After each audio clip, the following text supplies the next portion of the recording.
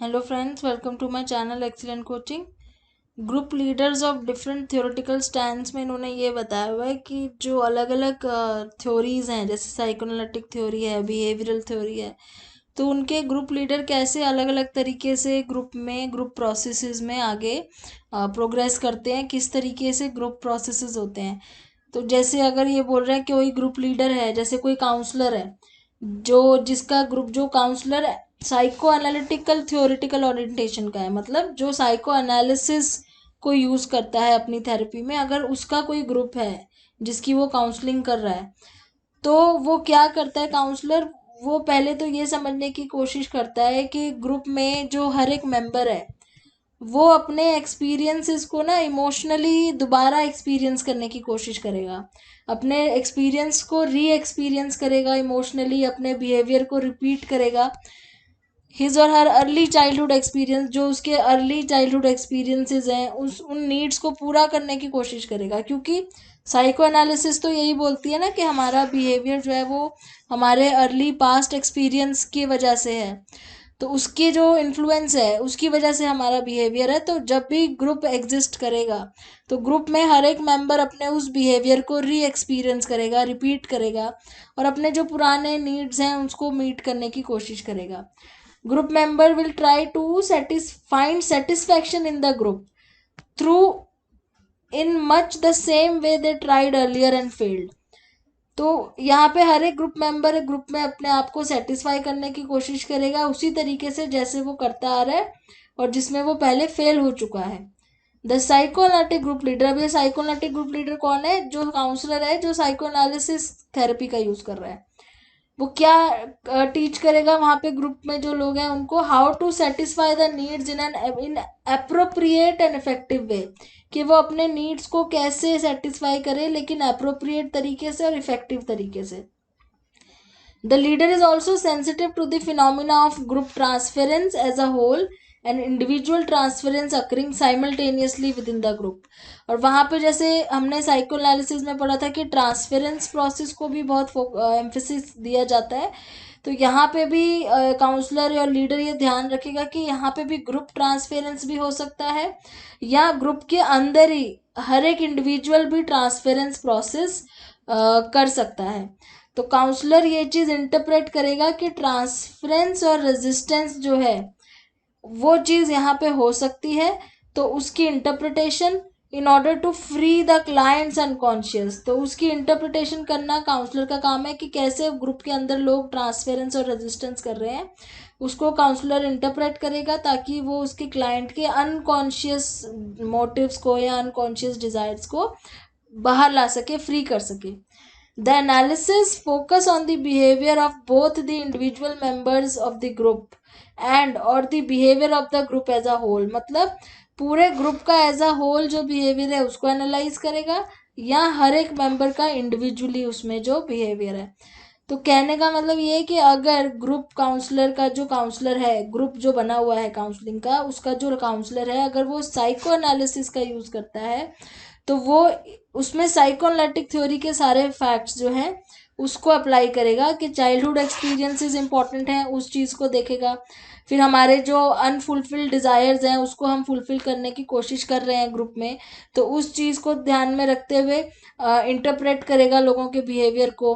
फिर ट्रांसफेरेंस और रेजिस्टेंस जो होती है, रेजिस्टेंस का मतलब क्या है? जब लोग अपने किसी डिज़ायर को दबा के रखते हैं, तो ट्रांसफेरेंस या रेजिस्टेंस जो भी ग्रुप में हो रहा है उसको इंटरप्रेट करेगा और ग्रुप के बिहेवियर को एज अ होल या इंडिविजुअल के अलग अलग बिहेवियर को एनालाइज करके इंटरप्रेट करेगा। तो इस तरीके से ये वाला ग्रुप लीडर काम करेगा। दूसरा कह रहे हैं कि अगर बिहेवियरल काउंसलर है जो बिहेवियर थेरेपी को यूज करता है, तो उसमें क्या है, वो in the group setting proceeds to systematically identify members problem in behavioural terms, मतलब वो ग्रुप में बिहेवियर को देखेगा ज़्यादा, क्योंकि वो बिहेवियरल काउंसलर है, तो वो बिहेवियरल टर्म्स में प्रॉब्लम को देखेगा और ऐसे ऑब्जेक्टिव्स बनाएगा या ऐसे गोल्स बनाएगा जो बिहेवियर को चेंज करने में हेल्प करेंगे। Behavioural objectives are accomplished either through modelling और रीइंफोर्समेंट। अब इसमें मॉडलिंग, जैसे कि हमने सोशल लर्निंग जो बंडूरा की जो प्रिंसिपल्स पढ़े थे मॉडलिंग के, या रीइंफोर्समेंट हो गया, इन सारी टेक्निक्स का यूज़ किया जाएगा ग्रुप में मॉडलिंग प्रोसेस का या रीइंफोर्समेंट का बिहेवियर को मॉडिफाई करने के लिए। The group provides rich behavioral resources and group leader identifies new appropriate behavior which may be beneficial for the group member।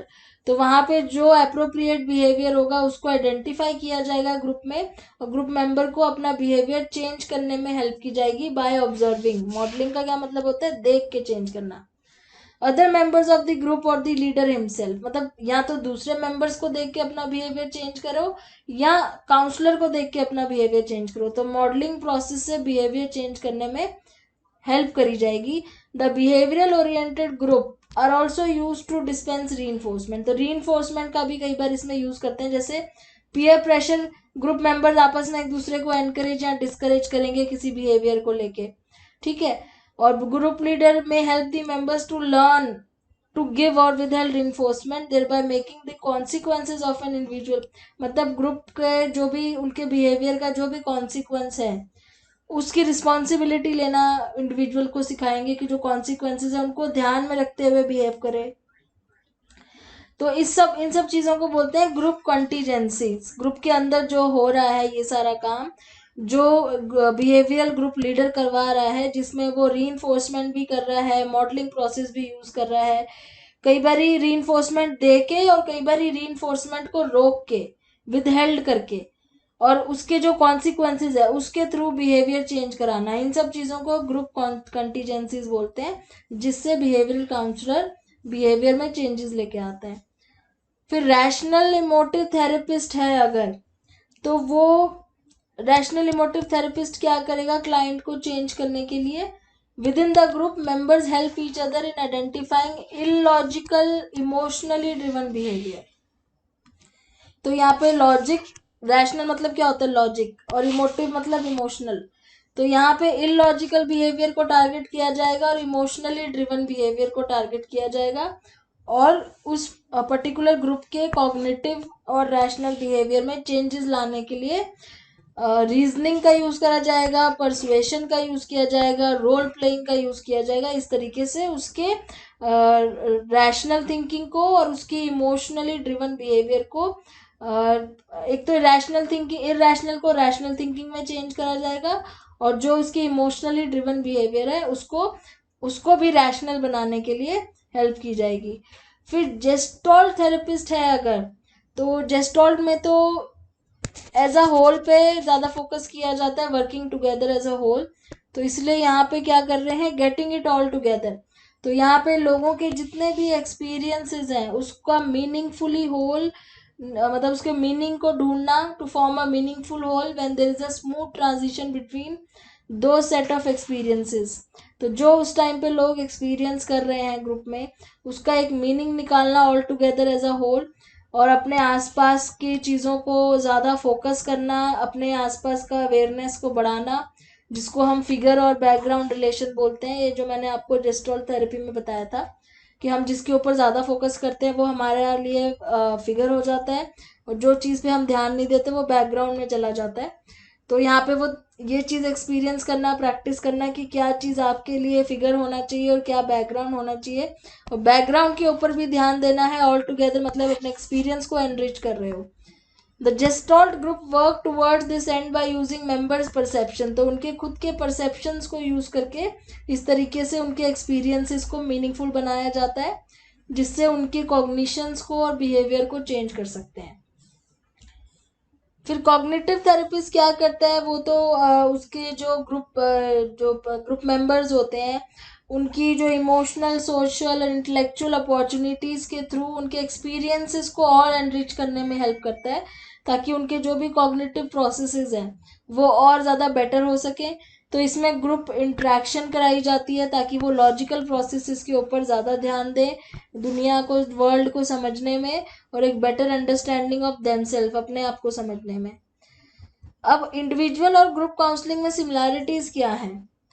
Similarity ये है कि दोनों का ऑब्जेक्टिव सेम है, हेल्पिंग द काउंसलिंग, मतलब क्लाइंट को, काउंसलिंग मतलब जो काउंसलिंग लेने आया है, क्लाइंट को हेल्प करना है to achieve self integration, self direction and responsibility, ये तो सिमिलैरिटी है दोनों में कि चाहे वो इंडिविजुअल काउंसलिंग हो चाहे वो ग्रुप काउंसलिंग हो, क्लाइंट जो है उसको सेल्फ इंटीग्रेटेड बनाना है, सेल्फ डायरेक्टेड बनाना है और रिस्पॉन्सिबल बनाना है।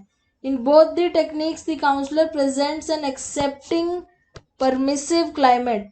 दोनों टेक्निक्स में ही काउंसलर किस तरह का क्लाइमेट क्रिएट करता है, एक्सेप्टिंग हो जिसमें क्लाइंट की बातों को एक्सेप्ट किया जाए, परमिसिव हो जहाँ पे उनको परमिशन हो अपनी बातें शेयर करने की, जहाँ पे क्लाइंट फ्रीली अपने बातों को अपने थॉट्स को शेयर करे, अपने डिफेंसेस को यूज ना करे।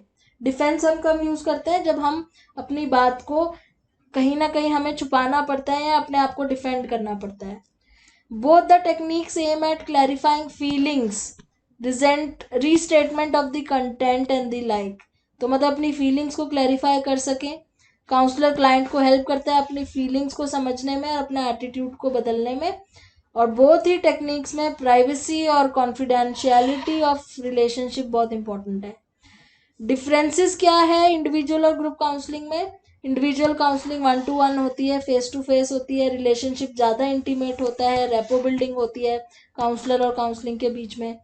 ग्रुप में थोड़ी सी फिजिकल प्रॉक्सिमिटी दूसरे मेंबर से ज़्यादा होती है rather than the counsellor.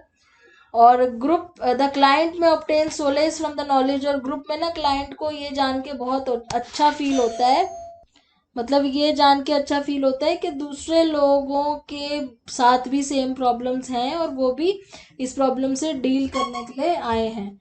Group counselling में क्या होता है, काउंसलिंग जो है वो counsellors not only receive help but also give help. मतलब क्लाइंट सिर्फ हेल्प रिसीव नहीं कर रहा है, वो दूसरे को भी हेल्प कर रहा है। और ज़्यादा कोहेसिव होते हैं ग्रुप मेंबर्स, एक दूसरे की हेल्प करते हैं, कोऑपरेटिव फीलिंग्स आती हैं, एक दूसरे के साथ बॉन्डिंग हो जाती है, म्यूचुअल एक्सप्रेशंस हो जाते हैं फीलिंग्स के। काउंसलर टास्क यहाँ पे थोड़ा कॉम्प्लेक्स हो जाता है क्योंकि वो एक बंदे को नहीं पूरे ग्रुप को हैंडल कर रहा है।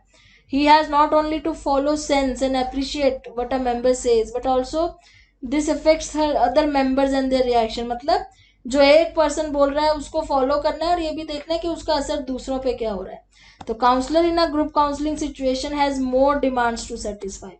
तो ये यूनिट यहाँ खत्म हो गया। नेक्स्ट वीडियो में नेक्स्ट यूनिट स्टार्ट करेंगे। Thanks for watching.